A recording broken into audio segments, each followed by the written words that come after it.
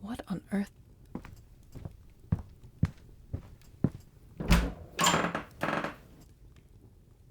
Yes, I'm the healer. What do you need? Oh my goodness, yes, bring them in. Lay them out here. Be careful of their head. That's perfect. Now, step back. Let me examine them. What happened? A troll. Oh, yes, I heard someone had picked up the contract. Any poison involved? No? Good. That makes my job easier. Nasty head wound. How long have they been unconscious? A quarter of an hour? All right. Small cuts all over the torso and arm. Mangled forearm and... Oh no. No, nothing I can't handle. Are there any other injuries among you? Just minor ones. Good. Find yourselves a room at the inn while I work on your friend. Do you see the small satchels beside the door? Take one with you. It contains everything you should need to help with those scrapes and cuts, and a few healing tonics too. I know you want to stay here with them, but I need space to work. I'm afraid I must ask you all to leave immediately. Please trust me to do my job. I'll send word the moment I'm done, I swear it. Thank you.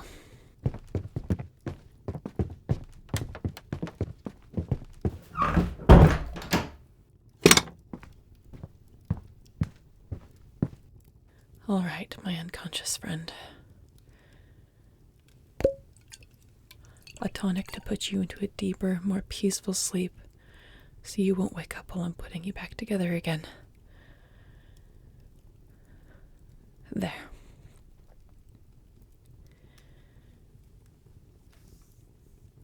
Hold on. I know you're standing at death's door. I know your neck is broken, but I can fix it, I promise. Just hold on a little bit longer.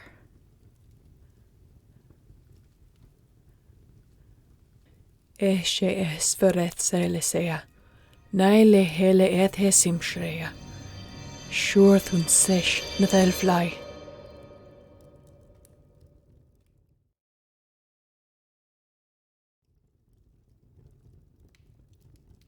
Hey you're finally awake. Where are you? You're back in Riverton. Your friends are at the inn nearby. They brought you to me, half dead.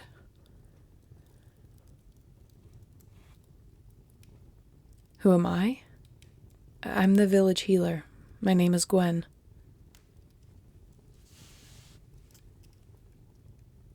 What happened? Well, what's the last thing you remember?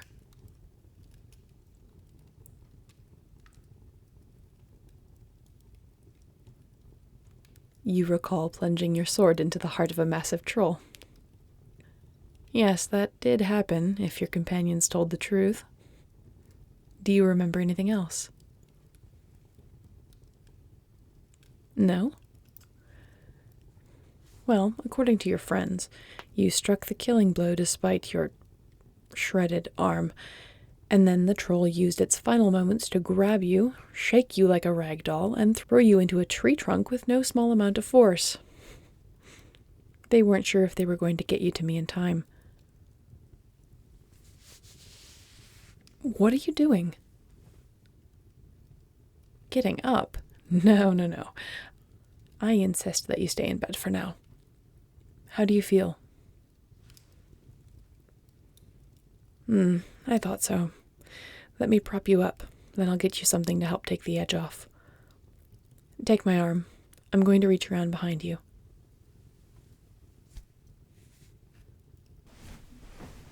Put another pillow there.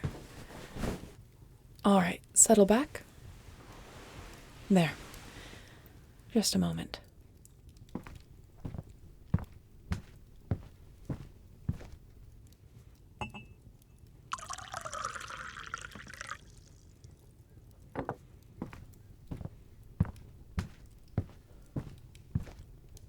Here, an infusion of willow bark and chamomile, and a bit of honey. Yes, there is blood everywhere. In fact, all of it is yours.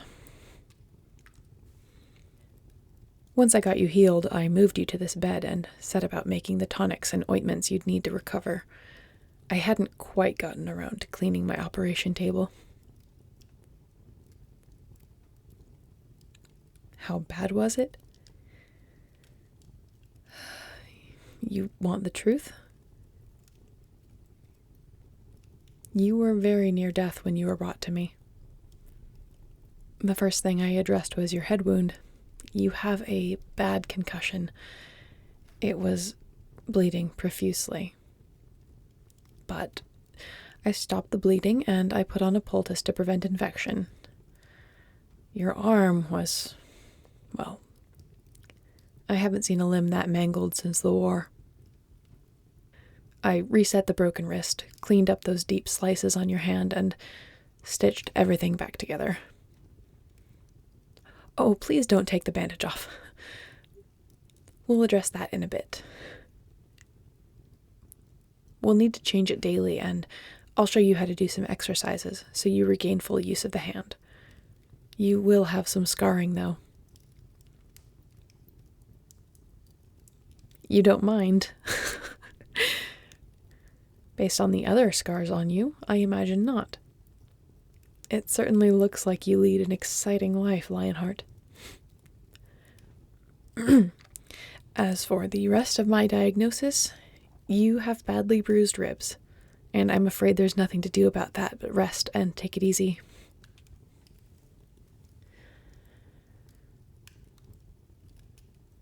What do you mean you thought it would be worse?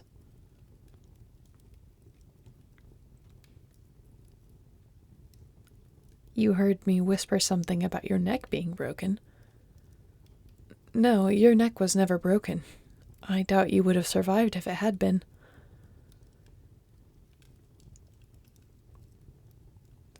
You heard an incantation and felt a warm, tingling sensation. Magic? Certainly not. I'm afraid I don't have that particular talent. I gave you a very powerful sleeping tonic. It was meant to keep you from waking up while I was working on you, but it can occasionally cause very vivid and strange dreams. It's likely that's why you believe you felt magic healing you. If those dreams caused you distress, I apologize. You're wincing. Do your ribs hurt that much? I have a balm that will help with that.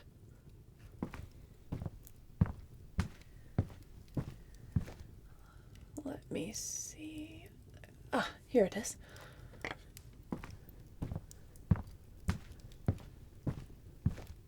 May I lift your shirt a bit to apply this? Thank you.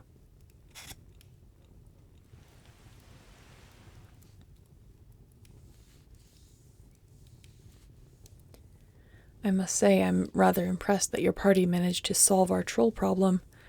Thank you for dealing with that. Oh, yes. The damned thing has been plaguing us for ages now. No one has been able to go into the forest alone in months. We're rather lucky it's only carried off livestock and not children. There you go. That should start feeling better.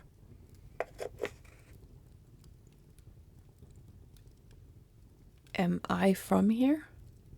No, I'm afraid not. I've only been here for 2 years.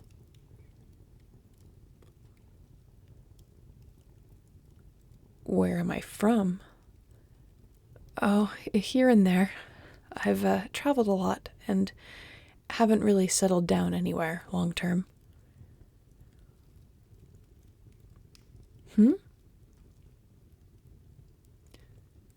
Oh, right. I did mention the war, didn't I? I was a healer on the front. Was I drafted? No, I volunteered. Have you finished your tea? Good. I'll take that for you. You should get some more rest. I'll send word to your companions that you woke up, and we'll be able to leave sometime tomorrow. Yes. I will want you to stay close by for a couple of weeks, so that I can check in on you and change your bandages, but you can get a room at the inn or set up camp on the outskirts of the village. Of course. You're most welcome. Are you comfortable? Good. Call for me if you need me. Otherwise, rest well.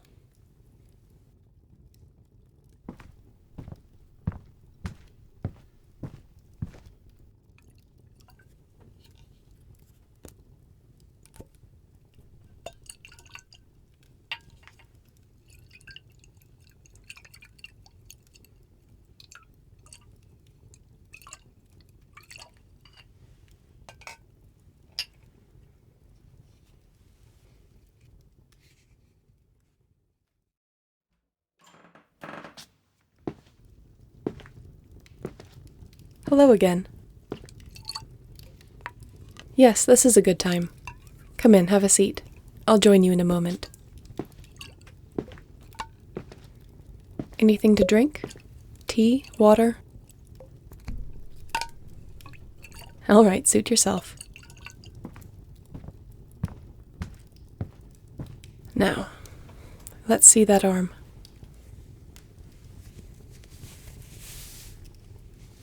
How have you been since I saw you last? I know it's only been a couple of days. I just thought I'd ask. Well, good. Oh, I've been well. Thank you for asking. Bandage is off. This has healed very nicely. And you've still been doing your exercises like I showed you? Excellent. Please demonstrate for me. I'm going to keep my fingers here and here while you do so. Mm-hmm. Mm-hmm.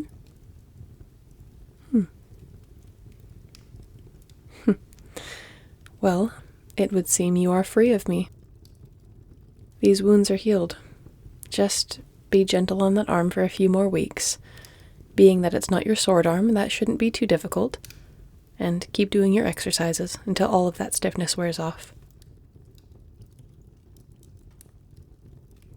I know you know, but it's my job to remind you.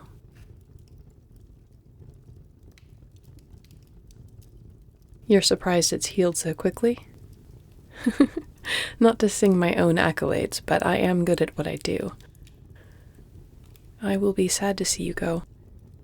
I've enjoyed getting to know you over the last few weeks. And your companions, too. I should let go of your hand. So, what great adventure will you embark on next?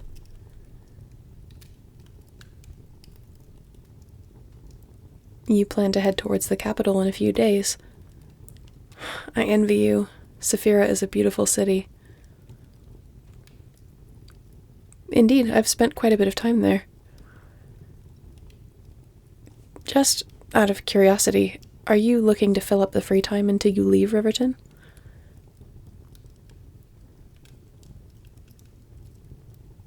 Yes, in truth, I could use your help. I need to go out and forage for some supplies. Most of what I need I can grow in my garden or buy in town, but there are a few things that are a bit harder to come by in the pasture lands. I usually venture half a day's journey to the mountains in order to collect what I need. Normally I would go alone, but I'm sure you're aware of the recent bandit attacks along those roads. I would appreciate an escort there and back. I would pay you, of course. You will? I'm very grateful. I was hoping to go tomorrow. Shall we meet at the stables at first light? I look forward to it.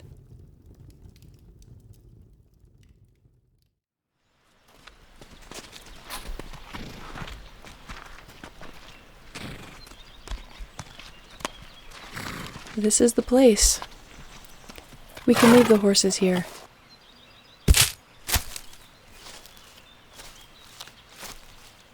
It is beautiful here, isn't it? What are we looking for? A few things.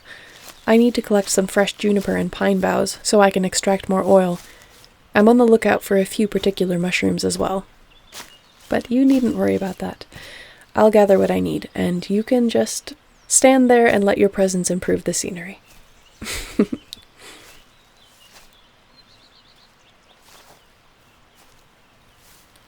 This is what I need. Oh, the oil from these pine boughs helps with blisters, hay fever, and rheumatism. The juniper is a favorite amongst folks in Riverton. It helps with stress relief. I try to keep a little bit on hand for them at all times.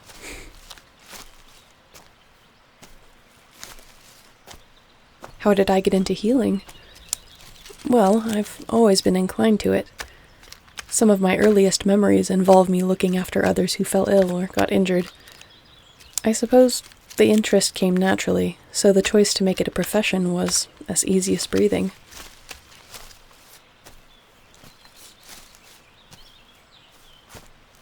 I did go to an academy for it, yes. I finished my courses, but only just. War broke out in my final year, and my classmates and I left as volunteer healers. Oh, look. It's a mushroom. Yes, I know it looks like a lump of charred wood, but it helps reduce inflammation and boost mental clarity, and I have some patients who get ill easily. Taking this regularly prevents them from falling ill so frequently. What? Yes, of course I use those mushrooms in my profession. I'm a healer, not a politician. I recognize what helps people, and I make sure they get it in the most efficient manner. But I don't collect those here. I purchase them from a reputable grower. Kill the witch! Bandits, look out! Please be careful. Try not to kill them. They can answer to the law later.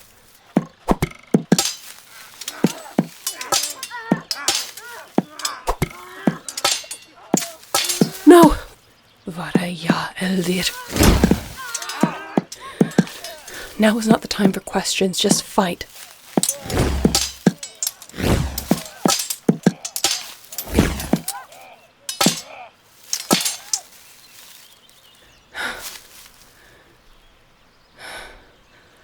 Are you all right? Yes, I'm fine.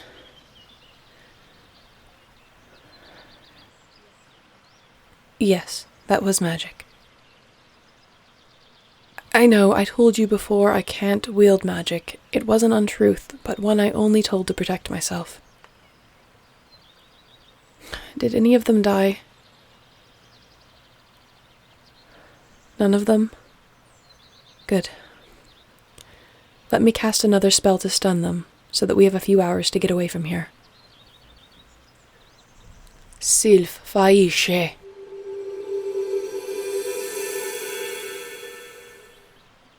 Why not kill them? I'm a healer. I don't want people to die, even if they did attack me first. Yes, I was expecting an attack. That's why I hired you. I'm sorry I didn't tell you, I just couldn't. Please don't pry any further. What are you doing? The leader has a piece of paper in her pocket.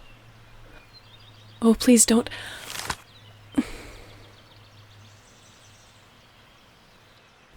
Yes, that's me. Lady Guinevere, Alwyn. Former court mage to King Edmund and wanted dead or alive for the use of blood magic against Her Highness Princess Charlotte. And the second highest bounty in recorded history. I can see it on your face, you know the story. Suffice it to say that paper doesn't tell the full truth, but I won't bother pleading my innocence. You seem like the kind of person who can make up their own mind. So, Lionheart, are you about to play the noble hero? Will you turn in the rogue sorceress and become the wealthiest and most respected person in the kingdom?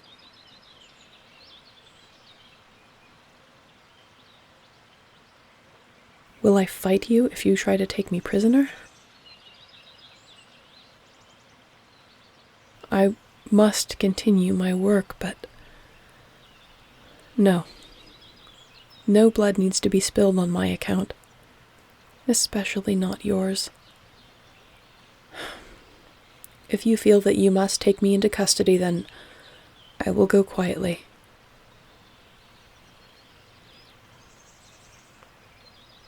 No, you don't need to question the villagers. They didn't know who they had in their midst. They knew nothing about me or my proficiency in magic. I hid my skills well, carefully imbued them into otherwise common tonics, or performed them subtly on patients. Yes, like you.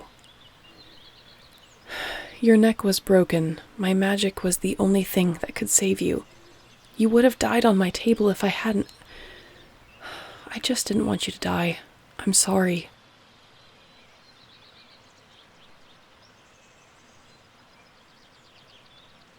What do you mean the story never sat right with you?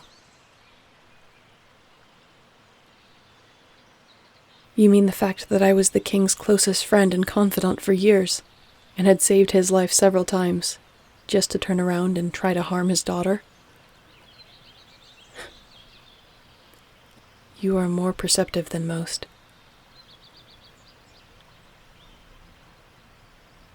Oh, I did use blood magic on the princess, but it was an attempt to save her life. She had been poisoned and was fading quickly. I didn't know how to help her, so I thought to use a blood-bound spell to put her into a sort of stasis, to buy her time. The guards walked in as I was casting the spell, and the way it must have looked. I don't blame Edmund for ordering my arrest and subsequent execution. Yes, of course I ran, because I knew that I couldn't help her if I were dead. So I escaped, traveled days on foot until I reached a land where no one knew my name or knew of my deeds. I hid my magic, I helped people, and I've spent every possible moment developing a cure for her. Once I have something that will heal her, I'll approach Edmund, beg to set Charlotte free of the sleep I placed her under, and hope that he allows me to give her the antidote.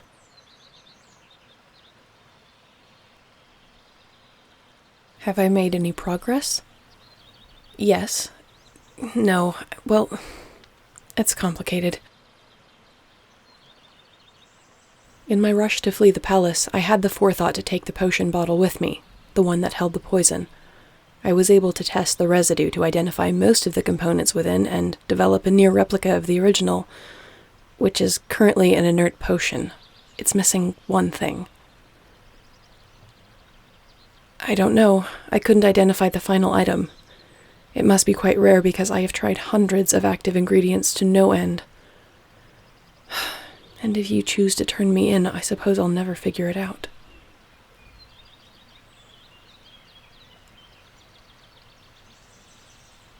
If I went free, what would I do? Well, if they're looking for me this far away from the capital, then Riverton's no longer safe for me. I'd go back, collect my things, and travel elsewhere. Somewhere I could continue my work. What? Why would you offer to help me after I just lied to you? After you realized who I am? You'd just take me on blind faith?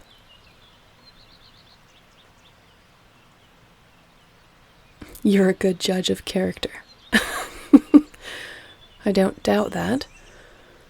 But are you sure? I suppose you're right. The kind of person who would spare the lives of would-be attackers isn't likely to be the same person trying to kill a princess. Especially a princess who is like family. What about your party? Won't they want to turn me in? Well, if you trust them, then so do I. What do you mean there's something else?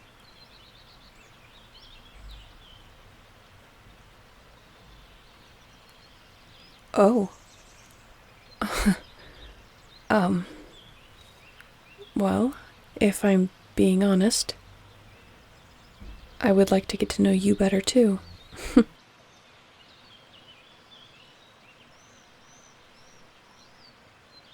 Let's head back to Riverton.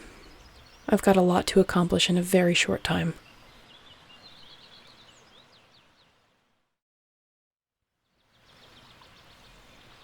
Hello, Lionheart. Yes, I'm all right. Thank you for asking. I'm no stranger to traveling long distances, but I appreciate your concern just the same. What can I do to help make camp?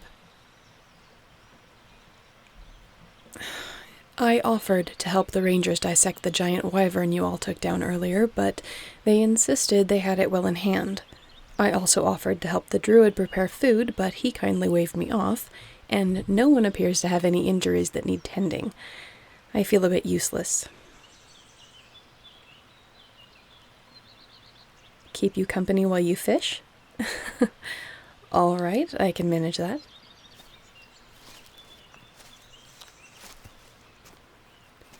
What is it?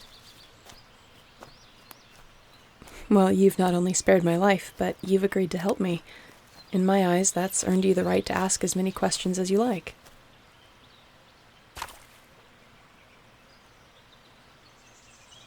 How did King Edmund and I become friends? Well, as I've said, I was on the front lines during the war. Most of the time I would be a healer, but occasionally I would fight alongside the regular foot soldiers. I hated it, but it couldn't be denied that my destruction magic prevented unnecessary loss of life among our own forces. During the final push for Saphira, I was sent out with a group of 20 to provide support. Half of us were powerful mages, and the other half skilled warriors, partnered up in twos. I was partnered up with a young man about my age. Over the 2 weeks we got to travel together, we got to know one another. We fought well together, and in our downtime we would talk about anything and everything. Our favorite festivals, life inside the city, places we wanted to travel, our hopes for the kingdom's future. No, I didn't know who he was at the time. He told me that his name was Max, and as we were both constantly clad in armor and dirt, I never had the opportunity to recognize his face. The day of the final battle came. I will spare you the horrifying details that led up to it, but suffice it to say that after much bloodshed, we stood in the middle of a field as we faced down the enemy king in his dragon form. A burst of magic had stunned most of our allies into a sleep, and fewer than 3 dozen of us remained able to fight. I was the only mage among them. I felt that it was the end. Then, suddenly, Max reached out and took my hand. My magic responded to him, somehow. The only way I can describe it is that it amplified my own powers, and despite me being drained, I suddenly had more to give. A lot more. I began emptying myself of power to stun the dragon. I shouldn't have been able to do it. That kind of magic should have required more than one exhausted sorceress, but he dropped to the ground. Max shoved his blade into the dragon's heart, and with a horrible scream, the dragon shifted back into the enemy king. The moment he died, the magic wore off, and our allies rose up again. The war was over. It wasn't until a few hours later, when he was surrounded by advisors addressing him as Your Highness, that I realized who he was. Prince Edmund, fighting in the stead of his ailing father. When I tried to shrink away into the background, he insisted on recognizing me for my part, despite my protest.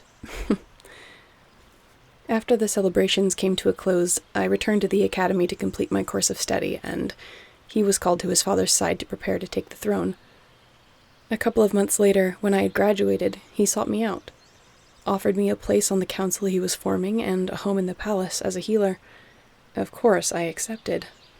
I did what I could to ease the old king's suffering, and as I did, I became a closer friend to Edmund. Did we ever find out why my magic responded to him? No. Headmaster Arlo, the head at the academy, was especially interested, but his initial thought is that there's some dormant magical ability in the king's bloodline, which isn't surprising or conclusive, as that applies to most people. He ultimately settled on the theory that the pure desperation of the moment was the catalyst to expanding my power, and, interestingly enough, it never went away. I've always been able to access that additional reserve. I can see the next question forming on your lips already. Let me spare you from having to ask. Despite what gossip the court perpetuated, Edmund and I have never been more than friends. Yes, I do drop the formalities when speaking of him. It was at his request and my chagrin, and it took some time getting used to, but he asked all of his council to call him by his given name. He said it kept him humble. We do have a connection, and a deep one at that, but it has never been romantic, and it never will be. In fact, once his father passed and he was crowned, he sought my help to sift through the hundreds of marriage offers to find a good match. It's true. Queen Ilia was, at the time, a princess that I had interacted with during repeated visits to the southern continent. I knew her to be kind of heart and quick of wit, and she had a mind for strategy and diplomacy, so I knew she would be a good fit for him. They were married, and with her blessing, he asked me to become his court mage, just in time for Princess Madeline to be born. Yes, Madeline was a frail child. I cannot tell you how many times Edmund would bang on my door in the middle of the night, holding her in his arms and begging me to heal her of whatever symptoms had gripped her. But, after some time, I was more than able to manage her condition with potions and a bit of a watchful eye. Madeline became dear to me, and Ilia a dear friend. The three of them were like the family I never had. My real family? I don't know. I was left on the doorstep of the academy as a toddler. The headmaster, Arlo, found me early one morning, a tiny, ragged girl sleeping up against the stone wall. There was a note pinned to my dress saying that I had come into my power and couldn't be cared for any longer. There was no indication as to my real name or whether I was from Saphira or elsewhere. Arlo certainly tried to find out my identity, bless him, and I think to this day he still searches, but he's never had any luck. Don't be sorry. I've made my peace with it. Lonely? No. I might have been an orphan, but I was never alone. Arlo and my classmates at the academy were close to me, and then I had Edmund and his wife and child. And now, well, Edmund has ordered my arrest, and even Arlo doesn't know where I am. Of course not. I couldn't implicate him. He's too dear to me. I'd rather be alone than see any harm come to him, especially for my sake. Well, that's true. I do have you, and your party, and I'm very grateful for it. So, what about you? What inspired you to take up arms and become an adventuring hero? Something's wrong with Adrian. You better come quick. Of course. Tell me, what's wrong? He said he was feeling cold, started shivering, and then dropped like a stone.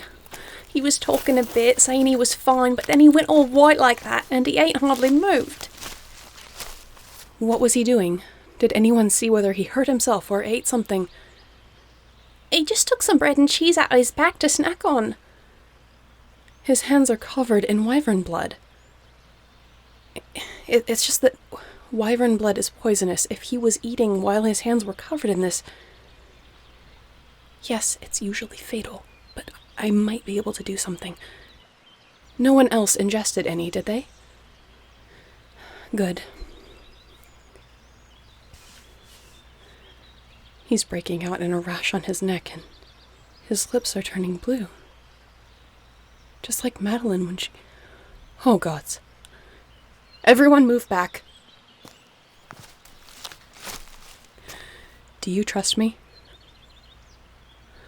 Thank you.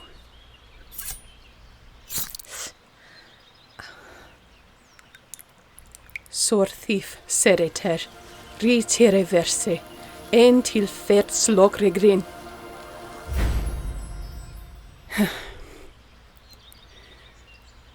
Yes, that was blood magic. He's frozen in time, sort of. He'll stay like this until I reverse the spell. Of course, healing him is my utmost priority. It's just that his symptoms are exactly like those that Madeline suffered when she was poisoned.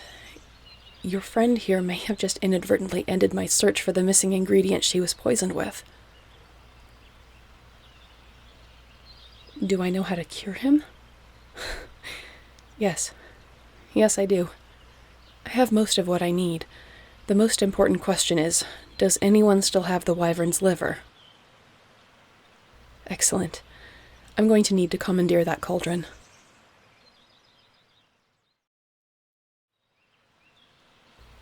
All right, moment of truth. I bid Joe, bin ver slokos lisere grin. Lift his head. There. We'll know in a few moments if it worked.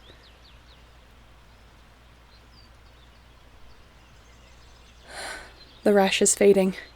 He's getting proper color back to his face. It's working. All of you, for the love of the gods, please wash your hands in between butchering and eating.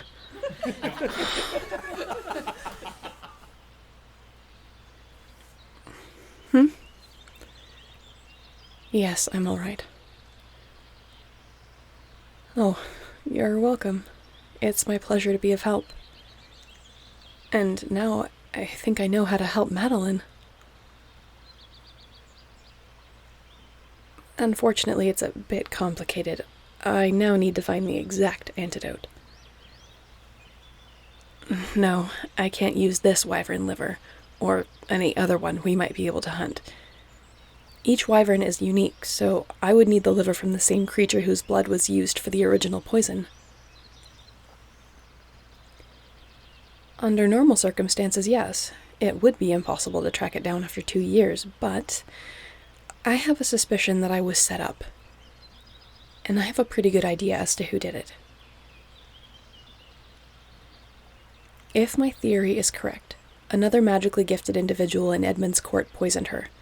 One Duke Nigel Bertram. He was senior in the court, a powerful mage, and generally respected, but he was a bit reactive, and his methods were sometimes, well, let's say many situations require a level of tact that he does not possess.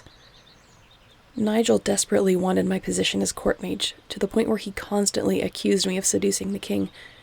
Considering how frequently he threatened me, I don't doubt he'd go to drastic measures to get rid of me. Low indeed. He wasn't the first to accuse me, but he certainly was the loudest about it.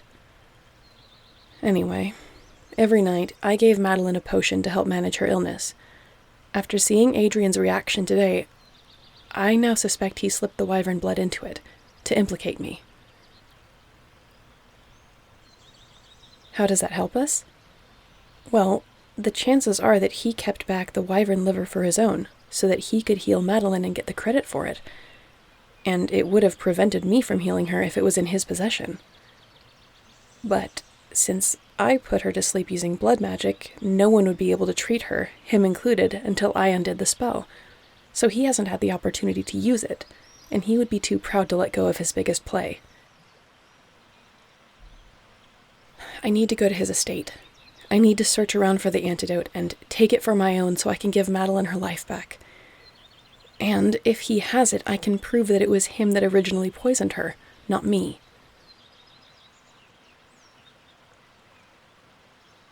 Yes, I know it's a long shot. And I realize that there's a chance that I'm wrong, but this is the only lead I've had in 2 years. I have to pursue it.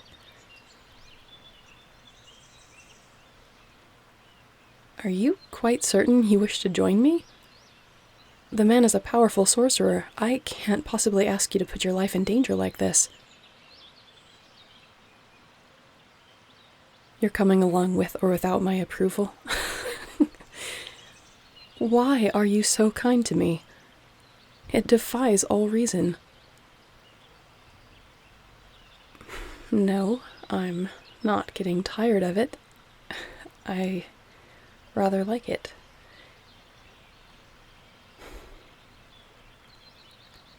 Where does he live?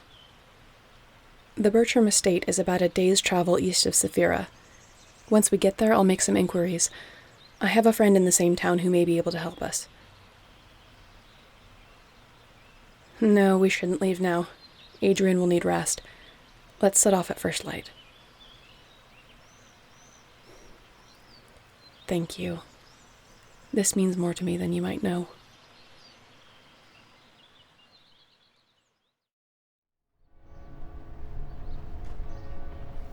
This is the place. Yes, Daffodil Trading Post. The owner's a friend of mine. Of course she'll be able to help. She has her finger on the pulse of the entire kingdom and can tell you the personal business of almost everyone in this town. You have doubts? Well, yes, that does work both ways, but you could say I'm a loyal customer. Let's go in.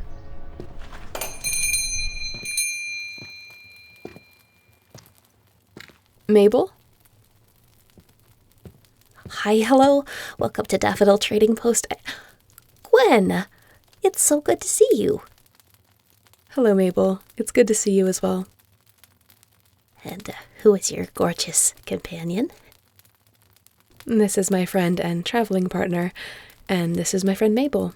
She runs this trading post and supplies some of my less common materials. Are you here to pick up more of those materials? I have a new harvest ready for you, if so. Not this time, I'm afraid. I was actually hoping I could purchase something a little more valuable. Information. I have lots of that. Come with me. We'll talk in the back.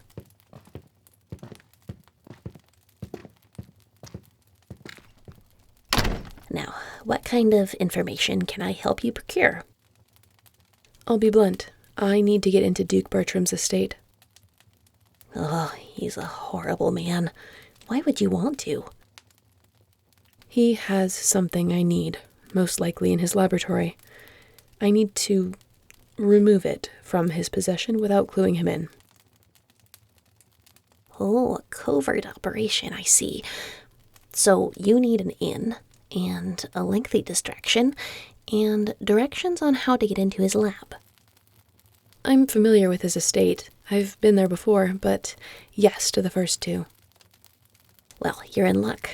The Duke is throwing a summer masquerade tonight to mark the Harvest Festival. It's a pretty lavish affair. He's invited nearly 300 people. He always did like putting on a show. How do I get an invite?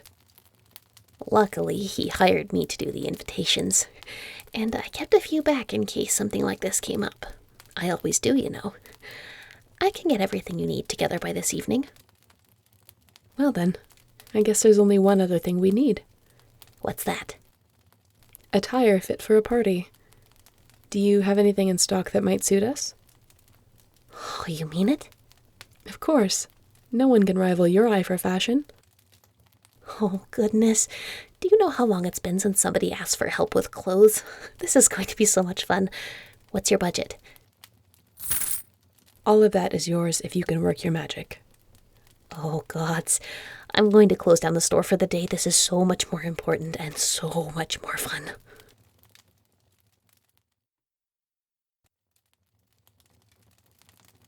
I'm nearly done.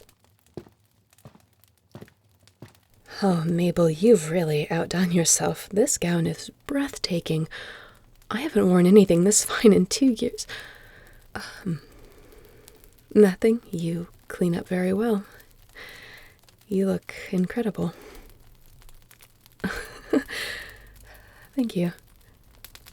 You both look fantastic. A perfect couple. Thank you, Mabel.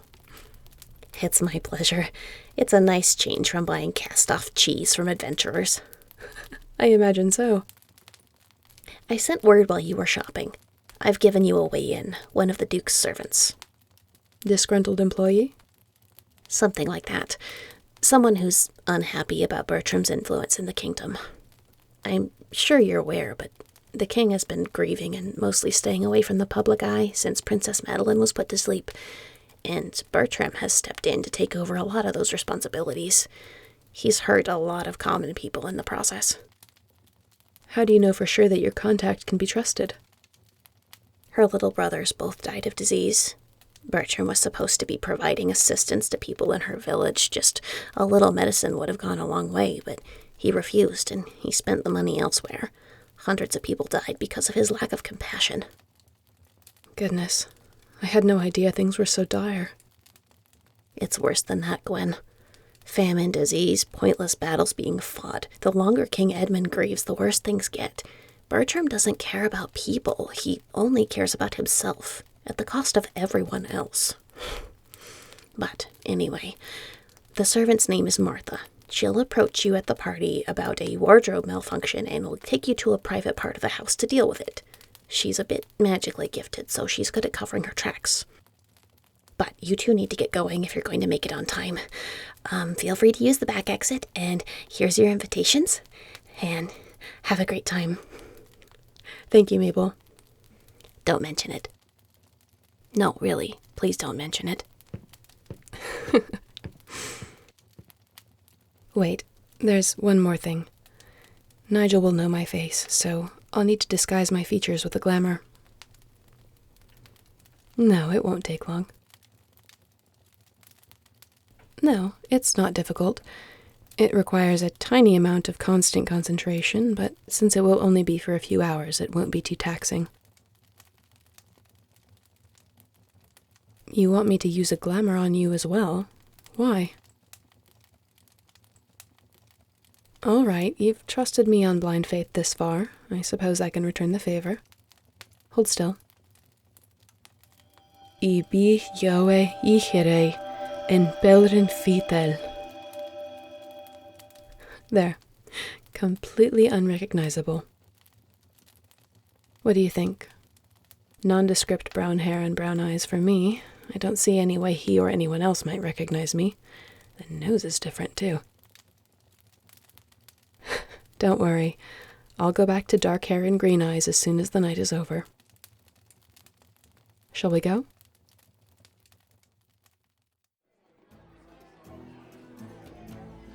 I know it has only been a couple of years since I attended an event like this, but it feels like a whole other lifetime. Look, there's Nigel. Gracious ladies, noble gentlemen, and honored guests of all, welcome to my estate. It is always a privilege to host our kingdom's finest in my home. And although we are still in a trying time of grief, with our own king unable to join us due to his mourning, the kingdom is safe and prosperous. take this night to enjoy the best of what our territories have to offer. Please, enjoy yourselves. He always did have a way with words. Backhanded insult to Edmund while taking all the credit. Look at him, chest puffed out, posturing amongst the kingdom's greatest, strutting about in a gold-trimmed tunic like a peacock. Oh yes, he's always been this pretentious. He was part of the court even when I was a child. The first time I came to his estate was when I was 14. Of course. All of the pupils of the academy were in attendance at events like this, and he hosted at least 2 parties a year.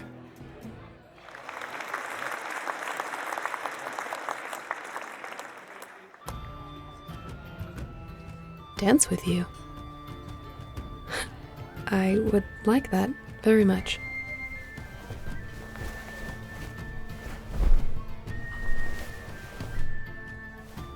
Oh, thank you. I do enjoy dancing. You're very good at it as well, you know. I didn't expect a sellsword to have such lightness of foot.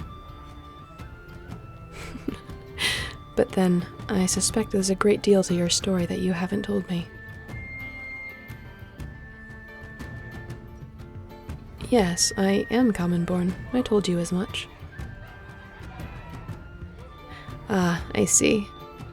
You're wondering how I came to be so comfortable in environments like this, knowing all the steps to elaborate dances and donning gowns fit to scandalize. You must understand, most pupils of the academy either are born to noble blood and return home having honed their skills, or they're born common, but with their skills and credentials go on to the employ of nobility. It's important, then, that they're familiar to royal courts both foreign and domestic. In order to be in the public eye, we all learn etiquette. Memorizing titles and learning about eating utensils, certainly, but also diplomatic debate, music, fashion, and yes, dancing. And we were given some of the very best tutors. Many a noble parent didn't wish their magically gifted child to fall behind on appearances while they were learning the arcane arts, so they generously paid for lessons for all students. It was a way for them to humbly brag about their donations and ensure that their children were growing up alongside other educated individuals. We were even given debutante balls, though we shared the spotlight with other students in our year. It is the privilege of the rich and powerful to get to know up-and-coming mages from a very young age, dancing with us in ballrooms like this one, gossiping behind glittering crystal goblets of wine, quizzing us on our political leanings and asking us difficult questions to gauge our tact and humor. There was even one event where an earl, a mage himself, had put a light poison into everyone's wine, forcing the debutantes of the year to work together to identify the poison and create an antidote, all as part of the evening's entertainment. Yes, truly. Thank goodness such tomfoolery has been put to rest since Edmund took the throne. But what about you, Lionheart? Where did an adventurer like yourself learn the art of sword fighting as well as dancing? Don't look so surprised. Surely you didn't think I missed your skill in combat. One doesn't just pick up abilities like that. No, someone taught you footwork and finesse. A private tutor. So you are from a noble house, then? Ah, the glamour makes sense now. You worried that you might be recognized. I see. Well, look at this. I find myself at a lavish party in a beautiful gown, enjoying delicious food and conversing and dancing in the arms of a noble. How things have changed for me in the last few weeks.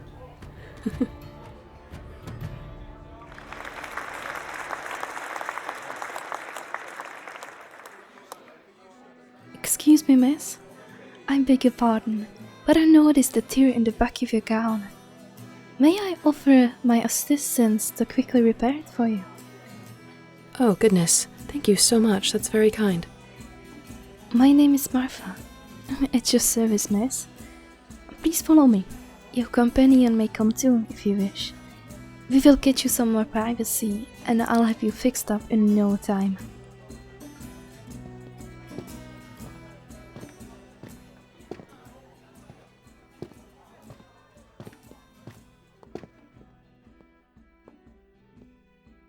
Mabel told me what are you up to.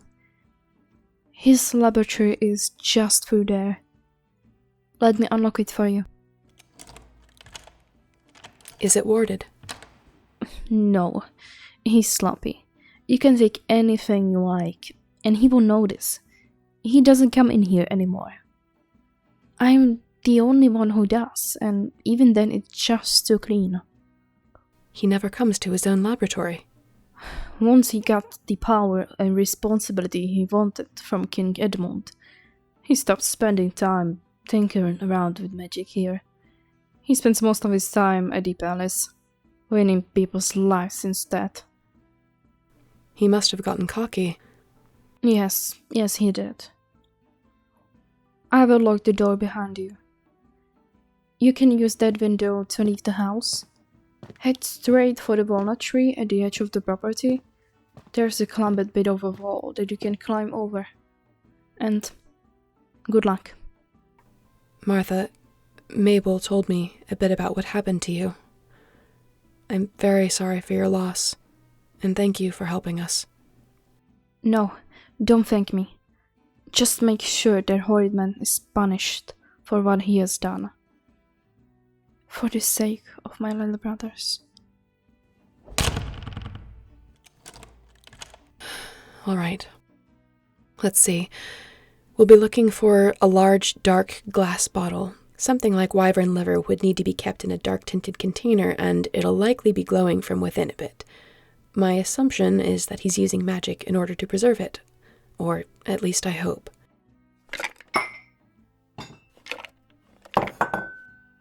No, it's not that. This one's glowing, but no, that's not it either. What is it? You found it. Wyvern liver, and the label dates from 2 years ago. That's it. But what's this next to it? It's wyvern blood. Only half a bottle with the same date. Yes, this is our proof, and there's enough here that I could use some to replicate the original poison so I can test the antidote. Yes, let's go.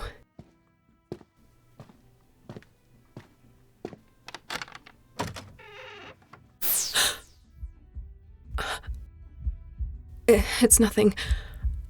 I'm all right. The moment I touched the window to leave, it felt as though my heart was about to leap from my chest.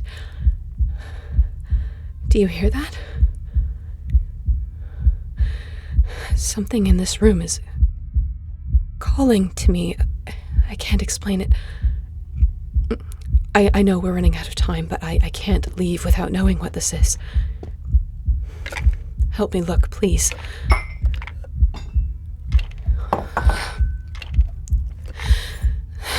I don't know. I don't know what we're looking for.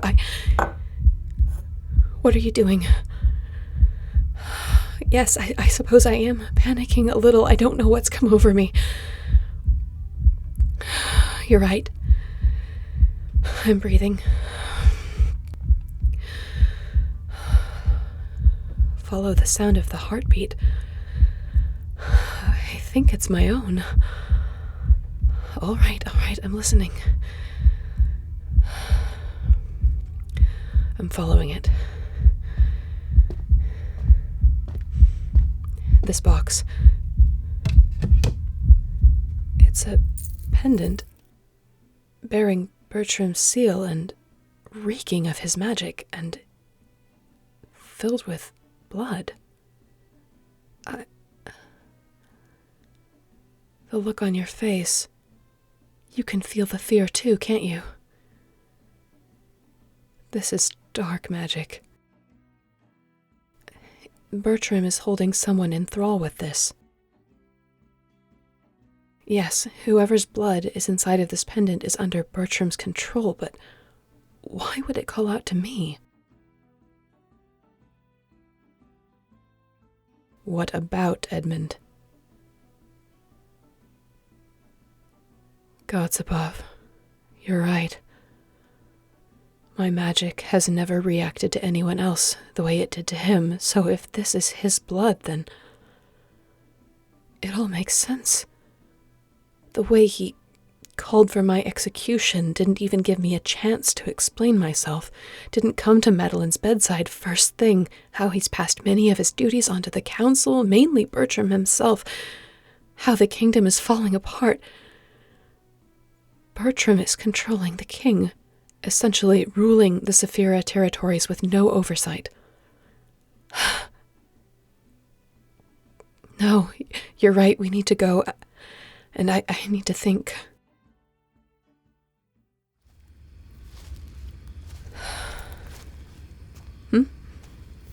What is it? Oh, right. The glamour. We're far enough away to be safe. Let me take that away. Return F4A oer noer elsor. There. Back to your normal, wonderful self. Stop walking? Why? We need to get back to camp.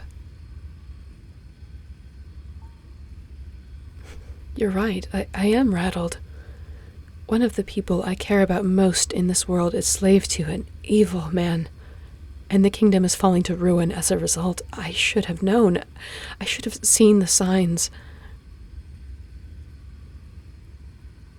What do you mean it doesn't change anything?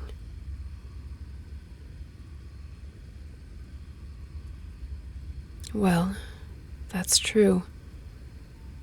We still need to go to the palace and cure Madeline, so our plans haven't really changed, have they?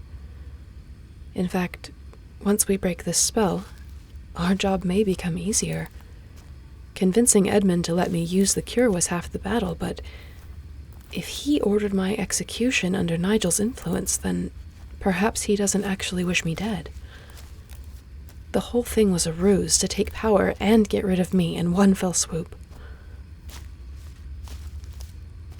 No, breaking the spell won't be hard. I only need to shatter this pendant at Edmund's feet and he'll be released. Which is probably why Bertram kept it far away from the palace.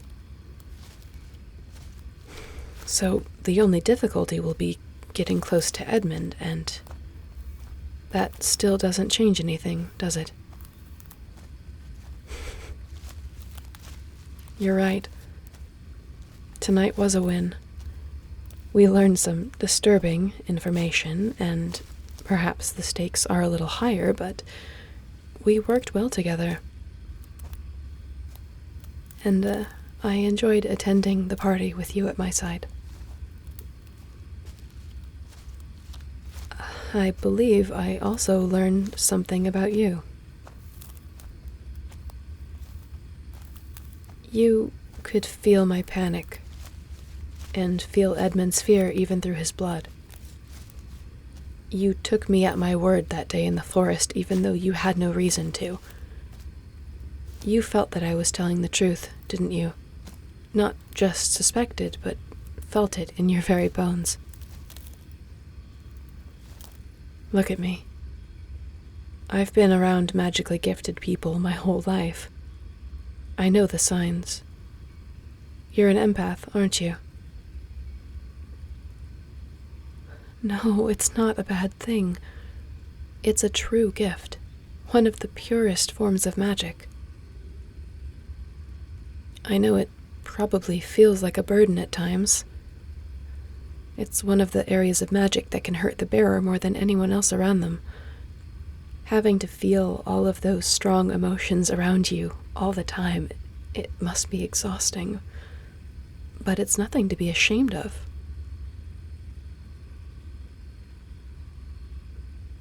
Your family said it was? Why would they say such a thing?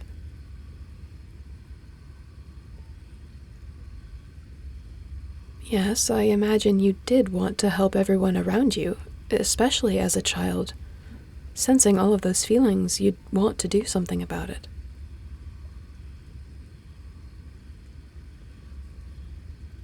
They didn't think it was fitting for a noble to be out helping the common folk. They were that concerned with status that they were embarrassed by your gift. That's why you didn't get sent to the academy. They were hoping you'd grow out of it. I'm so sorry. Yes, I imagine it was hard. Having to feel their disappointment and eventually their revulsion. I see now why you left. How did you come to fall in with your friends? They were all people you had helped before, and they chose to stand with you? Being surrounded by them helped you, didn't it? You were free to use your gift without constraints, free to help people, which is why you work as a mercenary, isn't it? Taking jobs that help people. And that's why you're such a good leader. You can address problems because you're in tune with what they're all feeling. Incredible. Yes, I suppose you would be in tune with what I'm feeling, too. So, what am I feeling?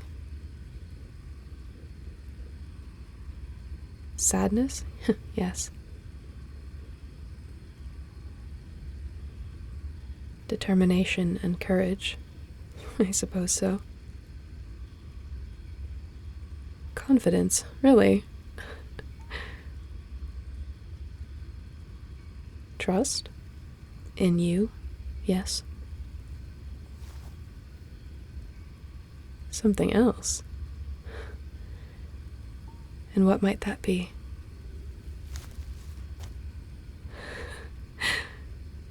Affection? How could I not? You're unlike anyone I have ever met, Lionheart.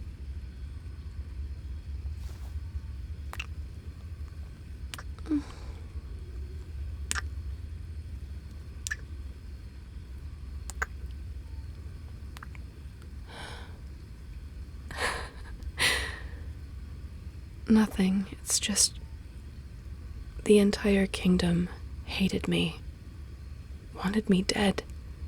I thought all hope was lost. But then I happened to meet you. The one person who could know for certain that I was telling the truth. The entire kingdom may be saved thanks to you. No, not just because of your gift. Because of how you choose to use it. Because of who you are. My brave, kind Lionheart.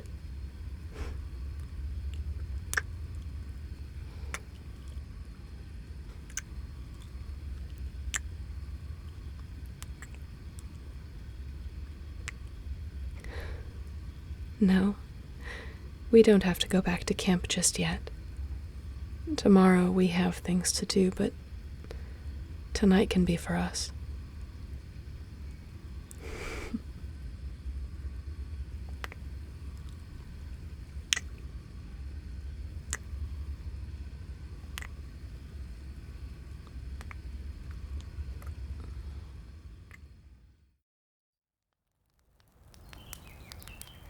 Not long now. I just have to wait for it to reach boiling temperature before I add the liver. Then I'll let it cool a bit before we pour it into bottles. We have a bit of time.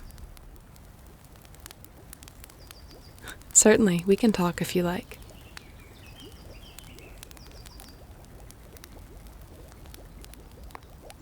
What do I miss the most about Saphira? I miss the festivals.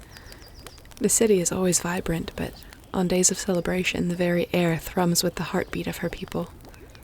Have you ever celebrated a festival in the city? No. Oh, I do hope we can remedy that for you soon. My favorites? Let's see. The solstice festivals are always a wonderful time, filled with magic and mystery, a celebration of the cosmos, filled with dancing and song and the bounty of the season. In summer, flowers decorate every window, tables are laden with fruit, and there's mead to share. In the winter, there are hot stews and mulled wine to tantalize the masses. Mages from the academy create beautiful ice sculptures during the day and, later, summon a glittering snowfall over the town square during the midnight dance. Oh, it's boiling. Time to add the liver. And bank the fire a bit. Anyway, my very favorite event is the Spring Trade Festival, when the weather turns favorable and the traders resume their normal routes. Merchants come from all over the world, from the mountains in wagons, from the desert on pack animals, from across the ocean on ships, and congregate across Saphira to demonstrate the best of what their region has to offer. Fine silks, woven blankets, beautiful paintings, masterfully crafted leatherwork, handmade paper so thin that you might read text hiding behind it. Talented cooks from all around prepare ingredients from their homelands into delicious meals to showcase their unique dishes. Wine, beer, and distilled alcohol is generously sampled and enjoyed. Noble houses come to purchase items for their estates, and the local taverns and business owners in Saphira place orders to be delivered throughout the summer. The academy purchases stock for their kitchens as well as their classrooms. In the evenings, there's entertainment on offer from each region. Elaborate performances of all kinds. Plays, storytelling, musical recitals, singing, and comedy acts. Throughout the nights, people play all kinds of games and dance in the streets until the small hours of the morning. If you plan it out just right, you can spend a day experiencing each of the main regions we trade with, and then take a final day to take in the rest, or to revisit favorites. It truly is lovely. I hope to see it again. See this iridescent purple coloring? That means it's ready. Now to pour it off into a few smaller bottles and let it cool for a few minutes before sealing.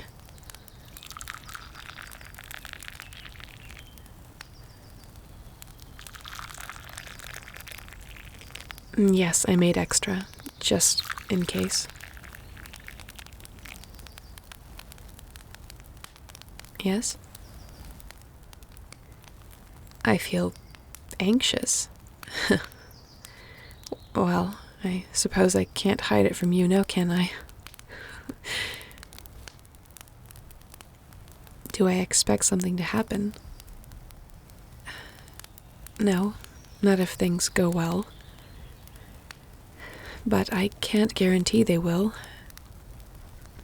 I'm not worried about getting into the palace. I'm not worried about breaking Bertram's hold on Edmund. I'm not even worried about reversing the blood magic. I am worried about this potion. On the off chance I was wrong and this isn't the correct mixture, or if this liver has lost its potency over the years, I won't turn Madeline into my test subject. She only has a few moments of life remaining, and I won't waste them with an ineffective cure.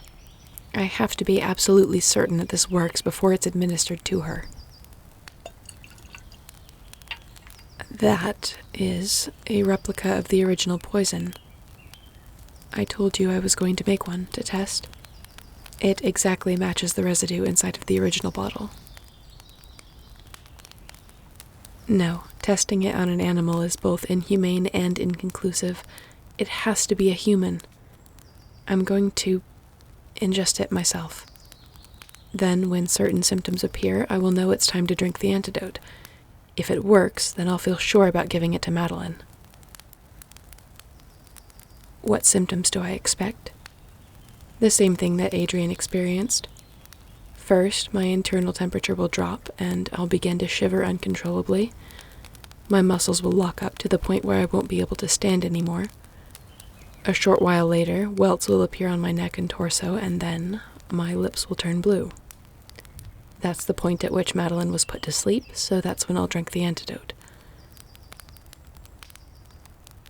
What would happen afterward? You mean, if the potion doesn't work? Next, I would be unable to breathe. My vision would go dark. I'd likely begin to convulse, and then my heart would simply fail. It would all be over very quickly. No, if it comes to that, there's nothing you could do for me. But it shouldn't come to that, Lionheart.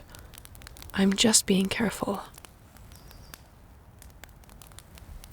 Please don't look at me like that.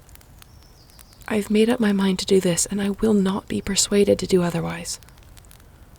Even if your expression does break my heart. Don't you see? It has to be me.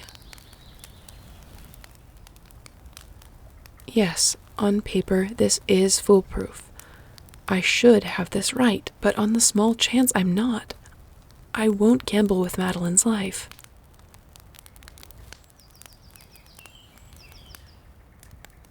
If I'm dead, who will keep working on a cure? I've already thought of that.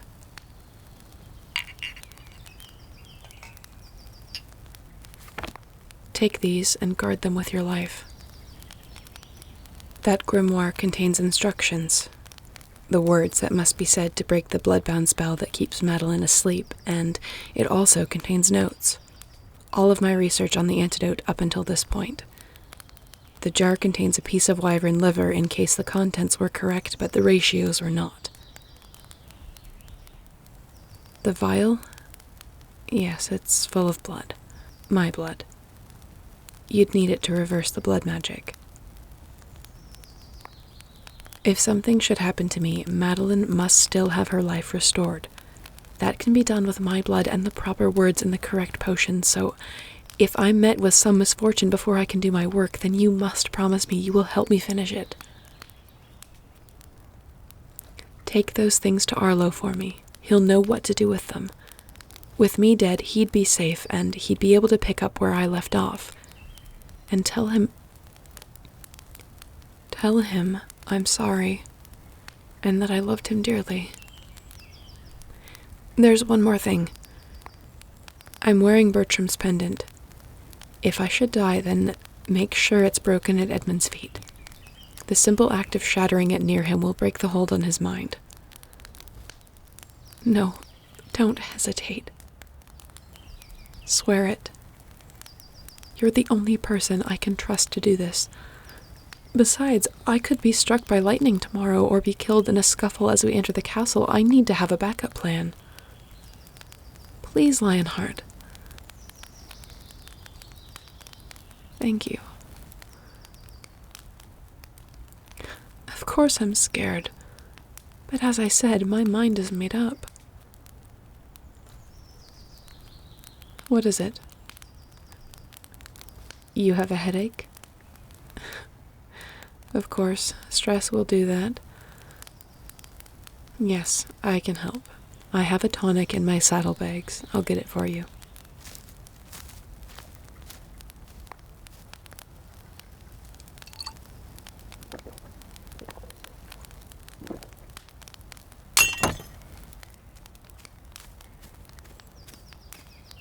Are you all right? I heard glass breaking. The poison. Lionheart, what have you done? Oh no, no, no, no. Why would you drink it? Stop, that was a rhetorical question. I need to keep a close eye on you.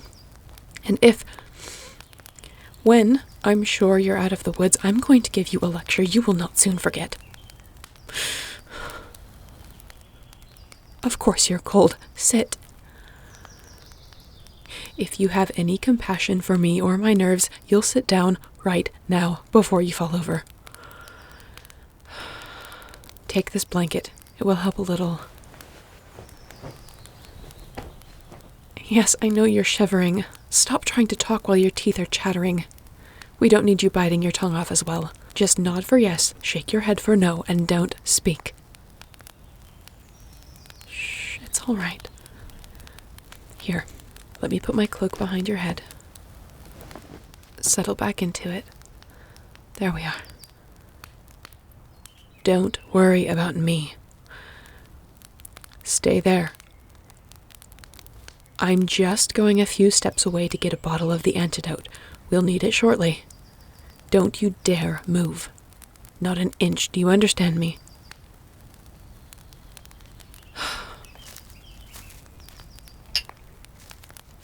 There. Give me your wrist. I need to keep track of your pulse. It's so fast. Listen to me carefully. If your lungs begin to feel tight, I need you to tell me immediately, all right? I'm moving the blanket a little so I can see your neck. I need to watch for the rash. I know it hurts. It feels like shards of ice in your veins, does it not? I'm so sorry, Lionheart. Oh, why did you do that?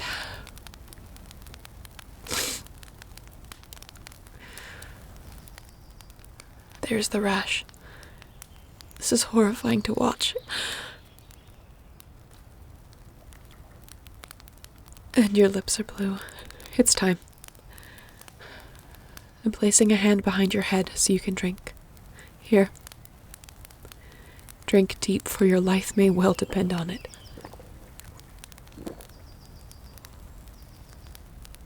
There. Now settle back. You should start feeling better soon.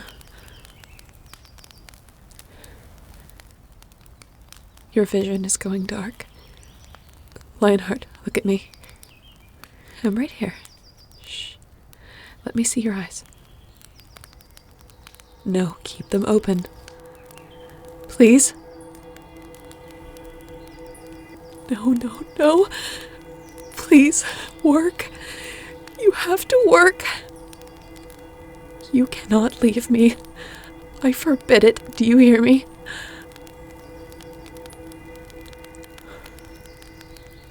Lionheart, can you hear me? Good. And can you see me clearly? No, don't try to get up yet. Move your arms first, then your legs. Can you feel them all? And does anything hurt? Do you still feel cold? No? You feel normal. It worked. Gods damn me to the furthest corner of the void. It worked.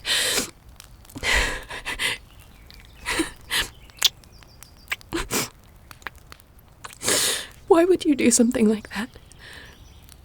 Of all the stubborn, pig-headed, reckless, stupid things you could have done, how could you think to put me through that? How could you take a poison meant for me and risk your own life in the process? No, you should not have deceived me like that. Seeing you like that, dying before me,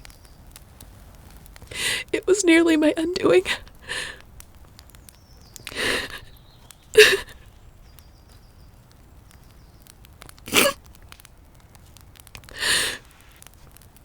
I know you can feel it.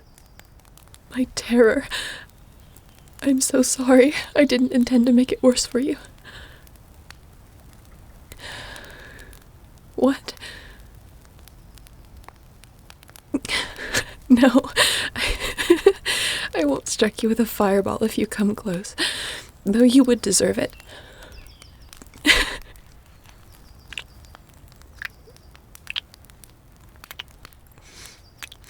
Make no mistake, I shall never forgive you for this. But it worked. The antidote worked. It was a bit delayed thanks to the potency of the original blood, but we can save Madeline with this. We can fix all of this. But why, Lionheart? Why did you do that?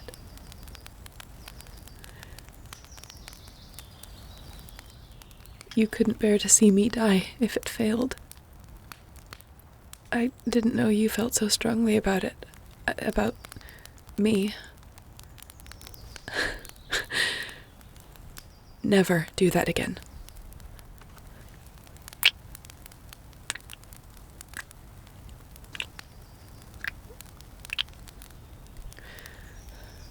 What now? Now we go to Saphira.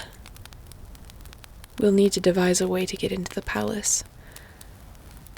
But for now, I'd like to rest. I've had quite enough excitement for the time being.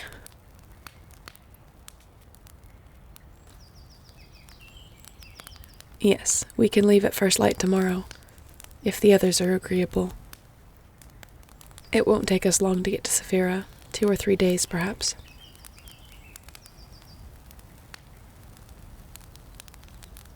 After all of this is over, I honestly hadn't thought that far. I've been focused solely on this cure with the understanding that Edmund would likely order my execution or send me to the dungeons to rot.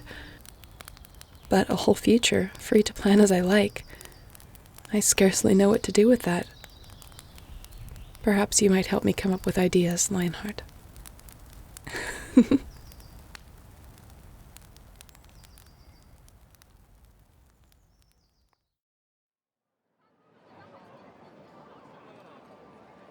That's it.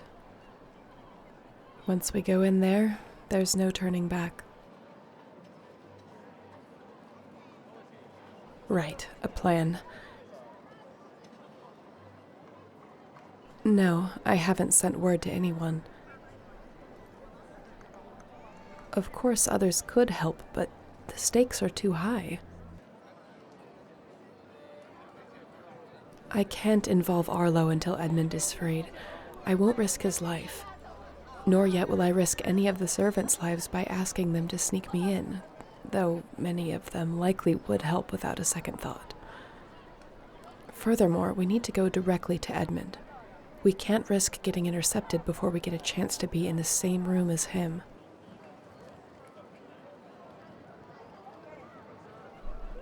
You want to just walk in the front door?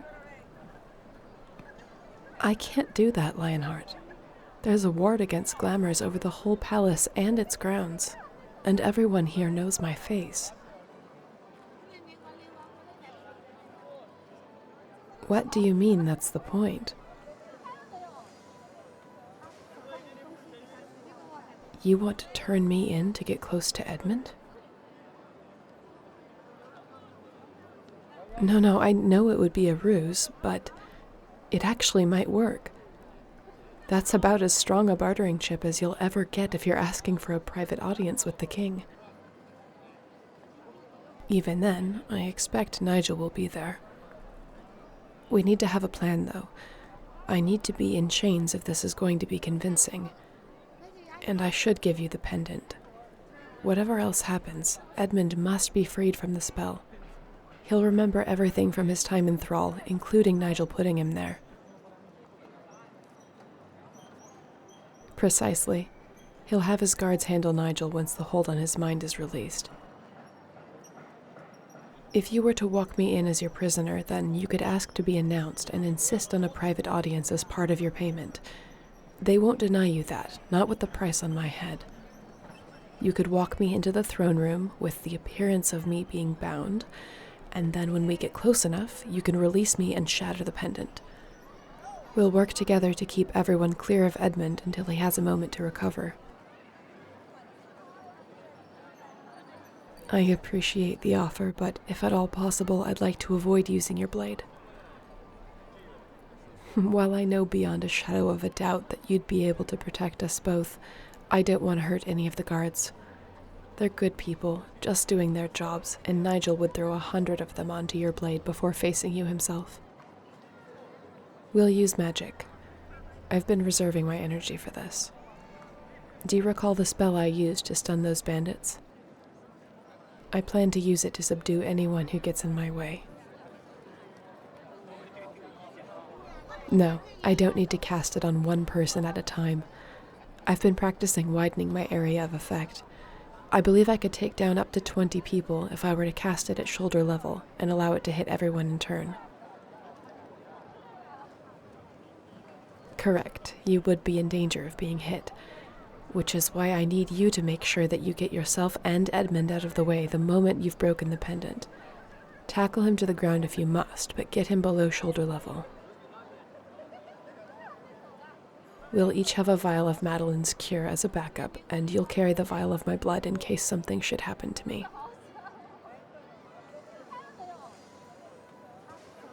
I need you not to worry about me. Focus on freeing Edmund. Then, as long as you have the antidote and a vial of my blood on you, Madeline will be well. I believe it's time. Normally, I would know better than to ask you not to worry, but my entire life has boiled down to what happens here today. We simply must succeed. I know I'm asking a great deal of you. Infiltrating a palace, setting loose a supposed criminal in the throne room, tackling the king to the ground. I'm very glad of your gift, or else this conversation would be very different. You would think me quite insane, I imagine. Insanely beautiful. Lionheart. Of course I'm blushing. We're about to enter a life-threatening situation, and you're being wonderful.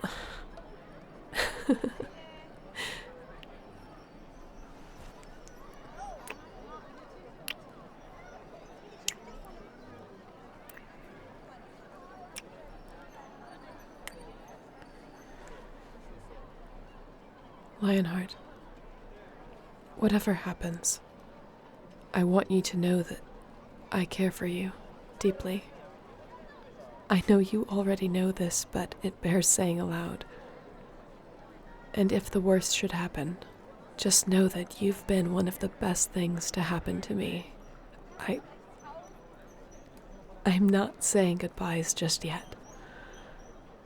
I just couldn't forgive myself if I didn't take the opportunity to tell you.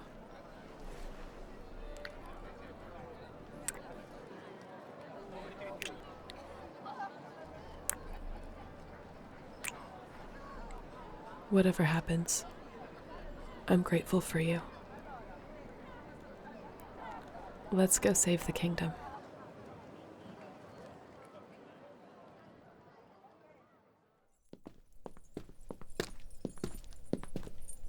I know it's only been 2 years since I was here last, but it feels like an age.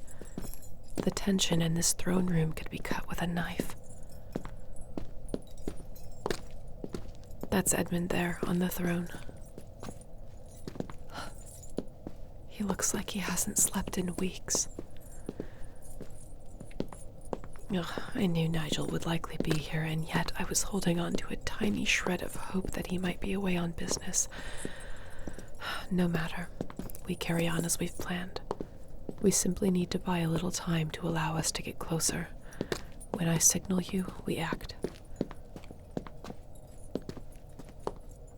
Edmund is looking at us. Bow to him. Don't arouse suspicion. You can feel him at this distance. I imagine he feels shrouded in a way.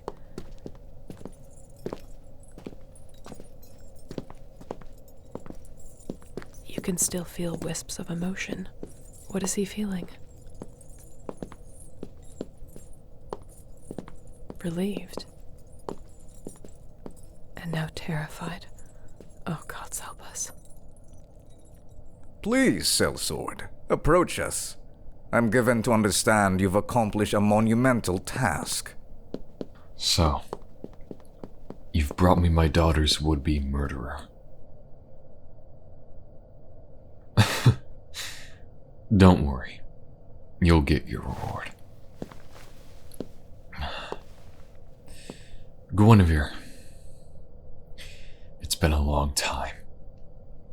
I thought I'd never get the chance to pay you back for what you did to my daughter. But it seems fate smiles on me today. Edmund, I didn't poison Madeline. You will address me as Your Majesty.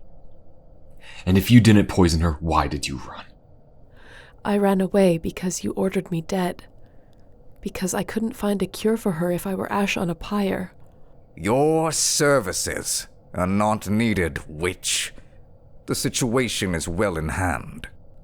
Don't make me laugh. You and I both know that Madeline is still in the sleep I placed her in to keep her stable. You've made no progress reversing the damage that you did when you poisoned her. Trying to pin the blame on someone else, I see. I can still feel it, Nigel. I feel a bond to the blood I used to hold the spell in place, and you haven't been able to breach it. Yes, everyone in the kingdom is well aware of your dealings in blood magic, but the princess's health is no longer your concern. At least, not since you tried to murder her out of pure jealousy. Jealousy? You cannot be serious. The Duke told me everything. He showed me the grimoire you left behind in your quarters, detailing your plans for poisoning my daughter, sending my queen away to her own family in the south, and taking her place at my side. Your Majesty, I did no such thing. You know me. You know I would never. He knows all about your power-hungry motives and your lust-driven schemes. And even if he had doubts after reading the writings you left behind, the proof is lying in the eastern wing of the palace. The sweet princess, the future of our kingdom, robbed of the opportunity to blossom into the ruler she was meant to be. Where did you find this criminal? Hiding in the mountains, eh? Skulking in the shadows like a rat. Developing a cure for Madeline. And what do you have to show for that time? You still ended up here in chains. I succeeded. I swear to you, I can restore her life to her. You have a cure for my daughter? Yes, Your Majesty. I have it on my person as we speak. Of course, it will be assessed first, Your Majesty, to ensure that it is not some devious trick. We'll execute this traitor immediately, and I'll get to work on verifying this cure, if it truly is one. You told me that we would need Lady Aelwyn's blood to reverse the blood magic. So I did, and she has plenty of it to be spilled. Luckily for us, she doesn't need to be alive for it to work. Guards! Wait! I just want to interrogate her. My king, do not give her time to spout her lies. End her wickedness here and now, so that we may move past this and return your daughter to you. My king, order her execution now. Very well. Kill her. Lionheart, now! What do you think you're... No! Sylphy shame.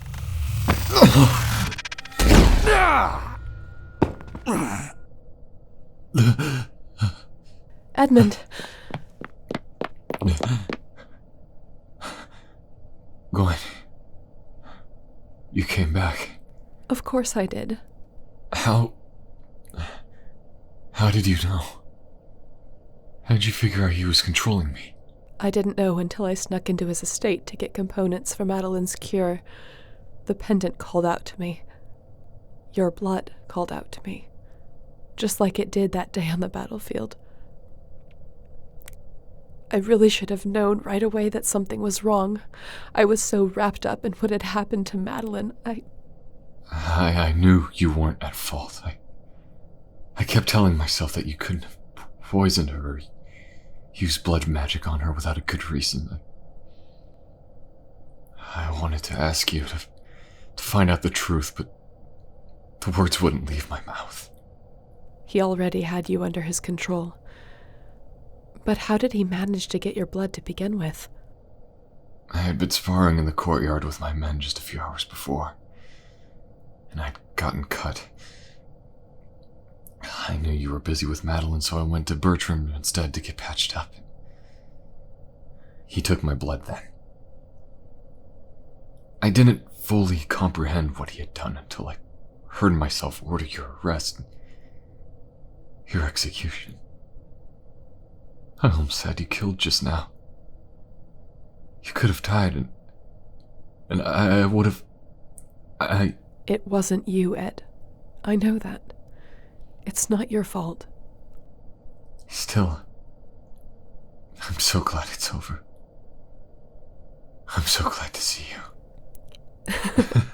So am I. And who is your friend? This is my Lionheart. Oh? What's your name? No need to bow. It's a pleasure to meet you, truly. It seems we have a lot to thank you for. The stunning spell is wearing off. Let me just... Sylf-faishe. There. That should take care of Nigel. Your guards will shake it off in a few moments, though. Take your time getting to your feet. Once you do, though, please escort the Duke to the dungeons. Confiscate all his personal effects and have them locked away. And send for Headmaster Arlo immediately. Do you have what you need to cure Madeline now? Yes, I'm ready. Then let's go to her. Where is Ilya? Bertram had me send her to the southern continent to be with her family. She didn't want to leave Madeline's side, but I gave her no choice in the matter. Just one more thing on the list of all the horrible things I have to atone for. It wasn't really you giving her the order. She'll understand, Ed. I promise. I hope you're right. There she is. My little girl. Lionheart, your knife, please.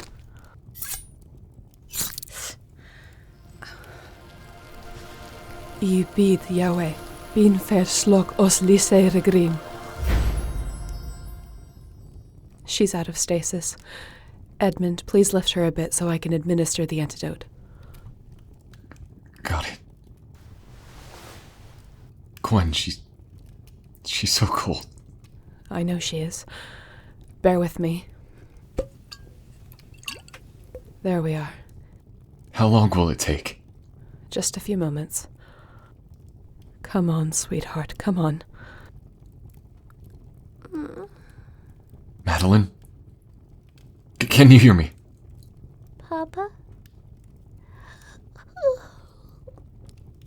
Did I sweep in again?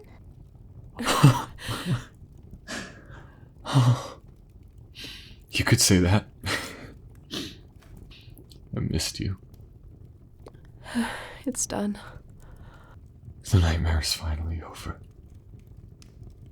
It's finally over. Thanks to you. Both of you. Yes, I'm all right. I'm just very exhausted all of a sudden. I believe I could sleep for a week.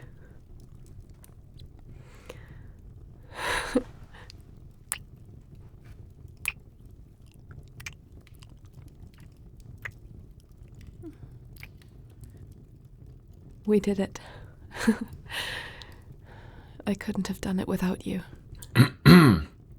I, should send for my wife.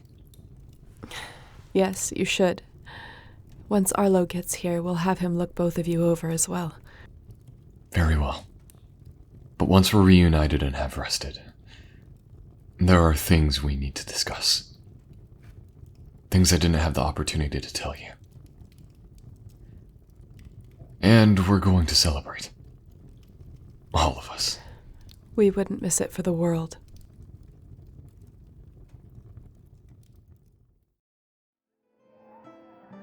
Lionheart, I hoped I'd find you out here. Your knighthood looks good on you. I mean it. I'm pleased that Edmund saw fit to reward you. No one deserves it more. Without you, none of this would have come to pass. I would still be in that little hut in Riverton, running myself ragged, trying to concoct a cure while treating arthritis and broken arms. Not that being a country healer didn't have its own reward, but I've done what I set out to do. Madeline is well, Edmund is fully restored to his throne, his wife has returned, and I'm back where I belong. Have you been enjoying the party? I noticed no small number of nobles swarming you for the chance to reacquaint themselves with the hero of the hour. I'm afraid I was similarly occupied, or I would have rescued you. I have had countless flowery apologies offered to me tonight. Well, the hearts of nobles may be fickle, but I've no doubt that many of them would have supported me if Bertram had been my only adversary. Once they perceived Edmund as an ally to him, though, there was no safe way for them to offer assistance to a dishonored court mage. It's no matter. I'm taking it as an opportunity to strengthen those ties and reaffirm people's faith in their king. You haven't seen Edmund because he is working. Yes, during a party. Even in a best-case scenario, he's unable to keep away from his study for more than a few hours. And right now, he feels responsible for what happened. He wants to make amends to, well, the whole kingdom. I'm trying to make myself available to help him. Not just to get tasks done, but to shoulder the burden. I should check on him. I received a letter for him, and he wanted to speak to me anyway. Now's as good a time as any. Will you walk with me? Yes, I looked Madeline over today. She's just as she was before, like nothing ever happened. Did you see her dancing earlier this evening, twirling and flitting about like she hadn't a care in the world? For all that I was warned against the study of blood magic, I am glad I researched it anyway. It was the only thing that kept her alive. Don't worry, though, I don't intend on making a habit of using it. Oh, come in.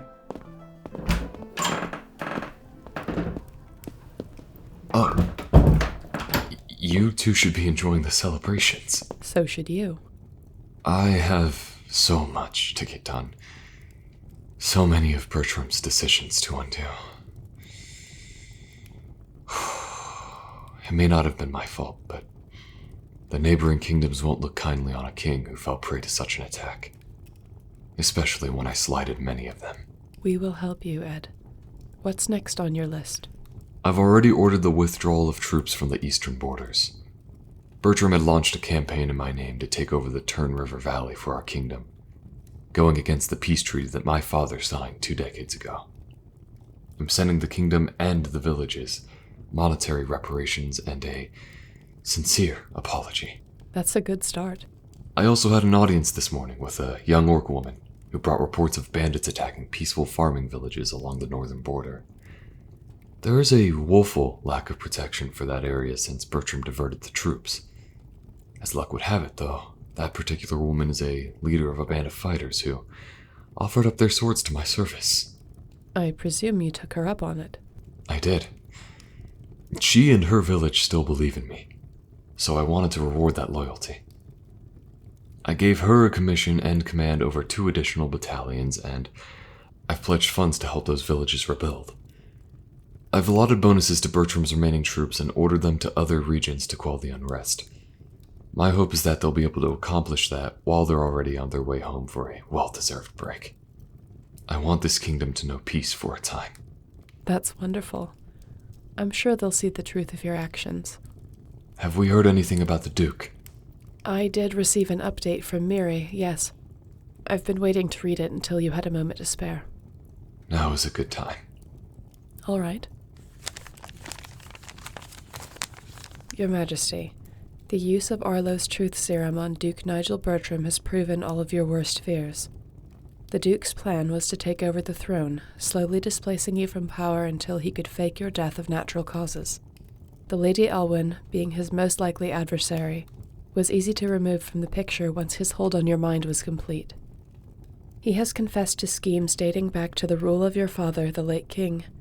In addition to minor charms meant to curry favor and endear him to King Harold, He also set a plan in motion to sabotage the king's already poor health and his ability to sire children, in hopes that when the king died, the rule of the kingdom would pass to the next highest-ranking person in the kingdom, himself. That obviously didn't succeed, or I wouldn't be here.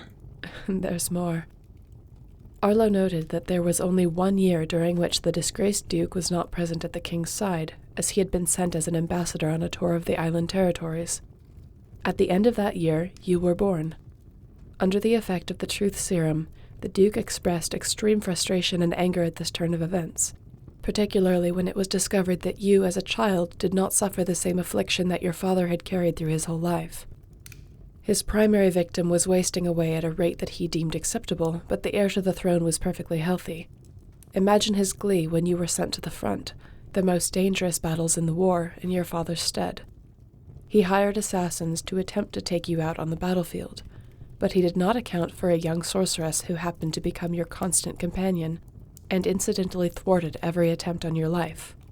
Bertram was fuming when you came home from the war unscathed. And when the former court mage retired and I named you as her replacement, he was furious. The only reason I kept a seat for him on the council was because of his service to my father, which I'm now questioning entirely. Is there more? Just a bit.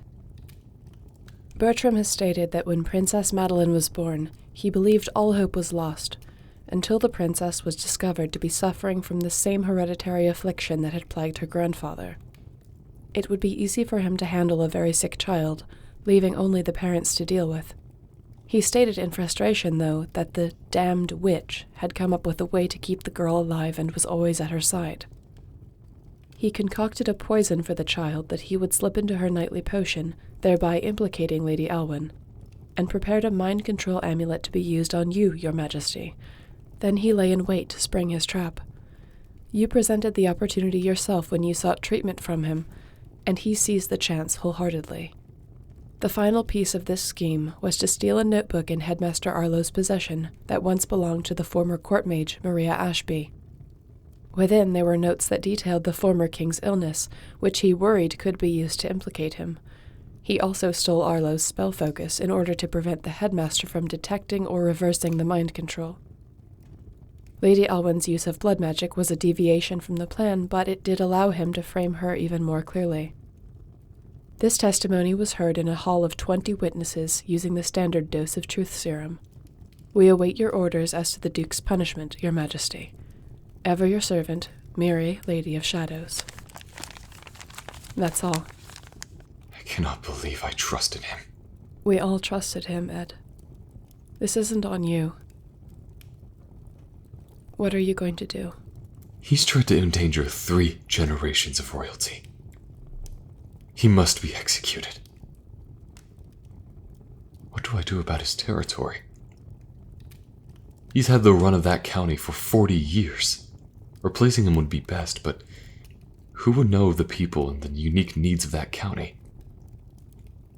I don't just want to throw in someone with a title to keep the seat warm. I need someone who will communicate to me exactly what is needed so that we can try and undo the damage that's been done. This may be a little unorthodox, but nothing about this situation is normal, so hear me out. There's a servant in Bertram's employ. Her name is Martha. According to Miri, she aided the duo in retrieving Arlo's personal effects from Bertram's possession. I can personally vouch for her as well. She helped us break into his estate to get what we needed to cure Madeline and to take the pendant. Not only does she know his estate and finances inside and out, but she's a woman of the people through and through. Even now, she's petitioning for an audience with you to advocate for her people's needs. She wants to set the county to rights. That could work, actually. From what Miri tells me, she won't mince words. But she'll tell you the truth, which is what's needed most right now, I think. Then let's meet with her first thing tomorrow. I can't offer her the seat until after we're done dealing with Bertram, but we can get started on providing support. I'll send her a message. I believe she's staying with Miri here in the city. Now that that's settled, why don't you pause for the evening? You could use some rest. Before we do that, there's something I've wanted to tell you. For a couple of years. Something that might affect the kingdom in a huge way. I didn't have the chance to tell you before everything happened, and it's been weighing heavily on my mind. All right. You know Arlo had been searching for your true parentage ever since you arrived at the academy. Over the years, he had been poring over Maria Ashby's notes. Maria delivered all the babies inside the palace walls, even ones that were born to the servants. There was one dark-haired baby girl in particular that had piqued his interest, but there was no name listed for either the baby or the mother. That's common, isn't it? Servant women aren't usually noted anywhere. It's not common at all. Maria had listed at least the first name of both mother and child at every birth, except for that one. Arlo suspected the baby might be you, but there wasn't enough to go on. So he marked the entry and moved on to more promising leads, none of which panned out. But he did tell me about his search at that point, and provided me details in hopes that I might be able to shed light on the subject. And I knew just where to go. Only one person would have the opportunity to keep their finger on the pulse of the entire palace. My old nurse, who had served the royal family for 50 years, and who lived among the servants. When I posed the question to her, she was surprisingly keen to answer. She told me of a baby girl born the same night as my christening feast, whose mother didn't survive childbirth. She told me the mother's name was Lydia. And she told me that the kitchen staff did her best to raise the girl in the palace, among friends, until she came into her magic just before her 4th birthday. The girl apparently tried to help light a cold fireplace with her own fireball. After the kitchen fire had been put out, they realized that they needed to give her to someone who could train her to use her magic. At which point they left her on the steps of the academy. Which is where Arlo found you, all those years ago. Ed. They originally named you after your mother, Lydia. They explained your disappearance by saying you perished in the fire. I'm sorry. Don't be sorry. You figured out who I am, where I came from. There's more, though. The old woman told me a bit of palace gossip.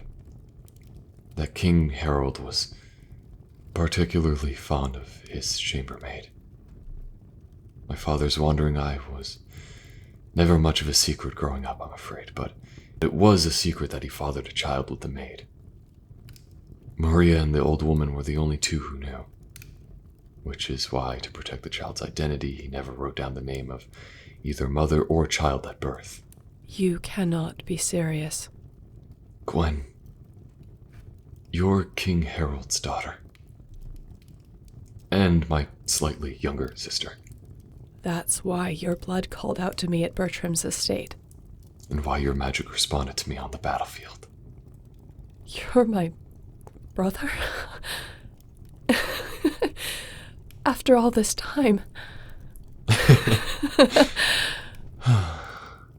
But why would this affect the kingdom? No one has to know.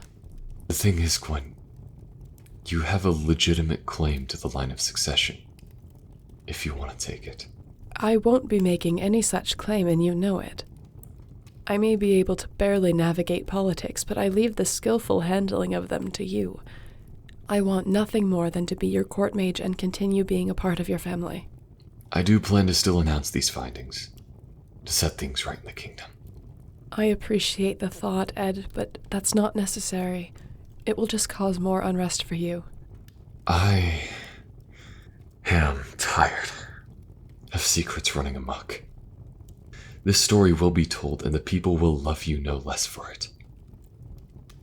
Besides, it might clear up some of those awkward rumors about our relationship. Ugh. Not to mention, it may help explain our victory against the last Dragon King all those years ago. You have a point. All right, yes, it's probably for the best. Oh, I can't wait to tell Madeline that you're her aunt by blood. She's going to be ecstatic. Oh my gods, I didn't even think of that.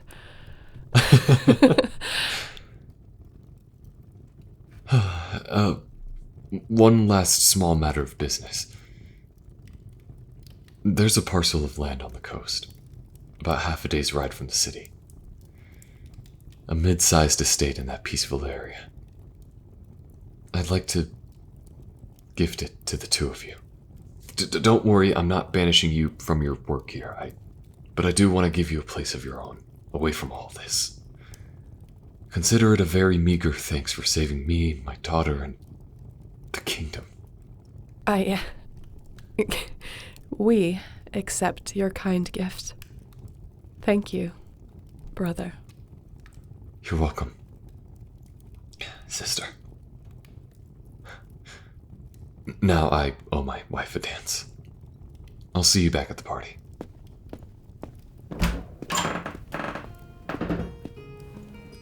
Well, Lionheart, it seems that we now not only have a need for a vacation, but a place in which to do it. What do you say we make for the coast at the earliest possible convenience? I would love that too.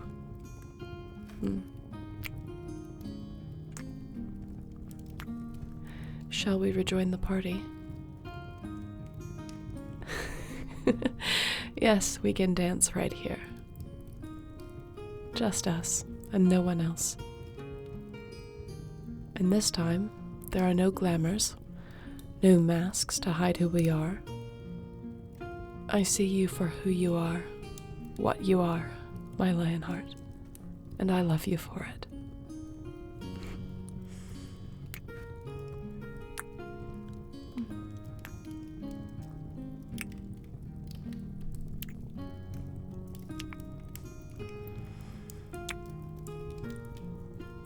What is it?